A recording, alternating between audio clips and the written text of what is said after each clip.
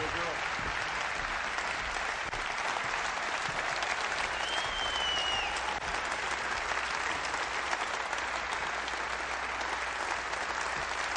Wow.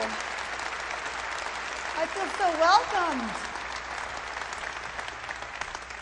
I am so humbled to be here. Wow. What a mighty army of valiant men I am standing before today.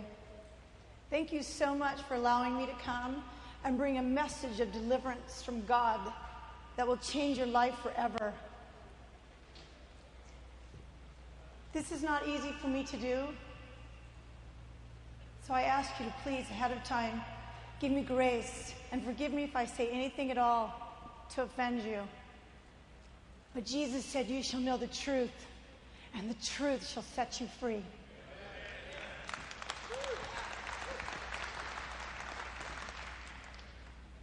When I was a little girl, I wanted to be a preacher and a writer. I loved Jesus very much. He used to talk to me all the time. I went to Sunday school every Sunday, and that was my favorite time of the week. I used to write poetry to Jesus. My whole world was about him when I was a little girl. In fact, one day Jesus told me, Shelley, someday you're going to preach the gospel to thousands of people. And so I always knew that I was special. But it seemed nobody else saw that about me. I had a dad who loved to work, and he basically ignored me. And I had a mother who was a Pentecostal preacher's daughter. She loved to preach that religion down my throat. You're going to hell for this. You're going to get in trouble for this. This is wrong. Everything was so... There was a bunch of rules in my house. But where was the love of Christ? I was confused. In Sunday school, we learned about Jesus and how wonderful he was and how he loved us and died for sinners. But then to me, God seemed mean and distant, that I could never reach out to my Heavenly Father because my own father was distant. He was unaffectionate. He rarely said, I love you, rarely put his arms around me. At age 9, I found the attention I wanted from a teenage boy and his sister. They molested me, and my life was never the same. I walked around for years with guilt and shame. I began to act out in high school. I was going to get that attention I wanted, and I wanted to shock my parents too, so I started having sex at 16.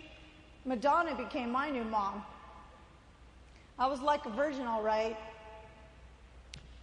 And I started getting high, getting drunk, and became extremely rebellious. My mom, in order to keep peace, she just did whatever I wanted. So she would let me dress up as a Playboy bunny and take pictures of me at age 15. I ran the house. I was a very angry person. Not only had I sexual abuse to deal with, I also was very guilty because I had started masturbating at age 9. So I was just, my teenage years were absolutely horrible for me. Every single day that I was in high school, I came home to a yelling mother and a father. The only time he spent time with me would be to threaten me for being mean to my mother. You're going to get kicked out of this house if you don't get your act together, Shelley. I'd be like, yeah, right, whatever. Well, I barely graduated high school. And sure enough, my dad kicked me out right after I graduated. He was dead serious. Get out. No money, no food. All I brought with me was my Bible. I ended up on the streets in the San Fernando Valley, which is the porn capital of the world. I was so scared. I was only years old. I mean, I had been rebellious, but come on. I wasn't ready for the real world yet.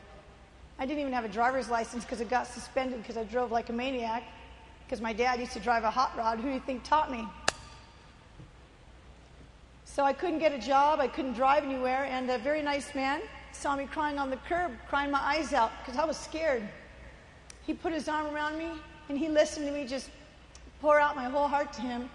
And he hugged me. He says, honey, I'm going to help you. And I thought, my Jesus has come to rescue me. Instead, he said, there's a nice man in the apartment complex who thinks you're real pretty, and I'll give you $35 if you have sex with him. What? I can't do that. I've had sex before, but I'm not a prostitute. Then the devil came to me and said, God doesn't care. Your parents don't care. And I thought to myself, yeah, why should I care? Why not? And so I sold myself for $35. And I became a prostitute.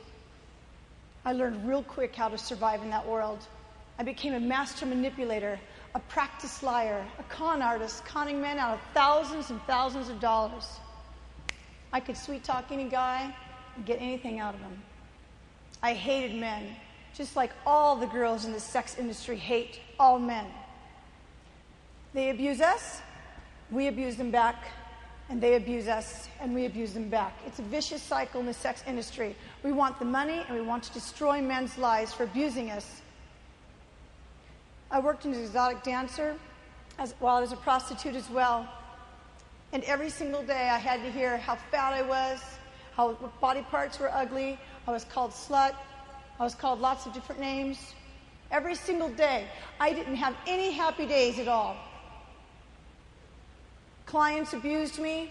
They came to my house, followed me home, broke in my house, physically assaulted me, put guns to my head. I got pregnant 3 times by clients. 2 of the babies ended in miscarriage. 1 of them I kept. I named her Tiffany. So now I'm this single mom working in the sex industry as a prostitute, trying to survive while I've got men stalking me. I'm a total alcoholic by now and a drug addict. I didn't even wake up till 1 in the afternoon. My little girl used to wake up and take care of me.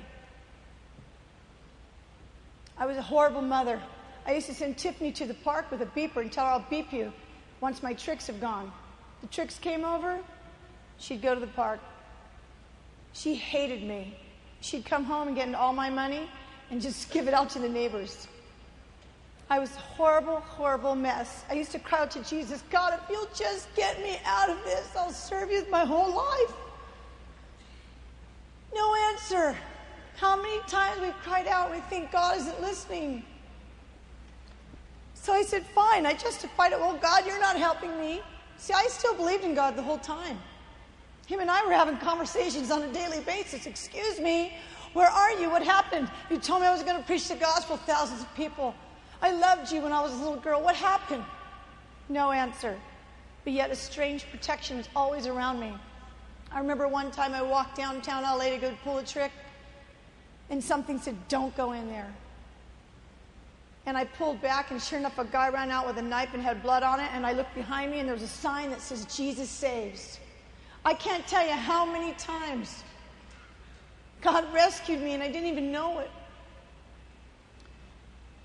My life got worse and worse, and I went a wrong direction again. Girls around me who were prostitutes were getting raped. They were getting beat. I never, ever met a girl in the sex industry who really loved what she did. We're all liars. We all say that we love what we do. We're very good actresses.